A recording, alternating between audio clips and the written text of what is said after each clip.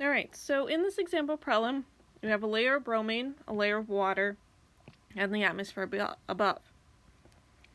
And our goal is to find the pressure here down at the bottom of the container. So that means I need to add all three pressures together because I'm looking for the pressure at the bottom. So that's what I've written down here in this equation here. So we have the atmospheric pressure and then rho GH for the water and the rho GH for the bromine. So I plugged in the surface pressure, or atmospheric pressure for Earth's surface. I plugged in the density here of bromine that's given in the problem, times the acceleration of gravity, times h, where h is the layer of just the bromine.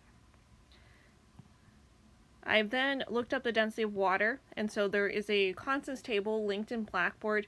Do be careful though, because at the top of the page, or the top of the table, it tells you they're all times 10 to the minus 3, so don't forget the times 10 to the minus 3.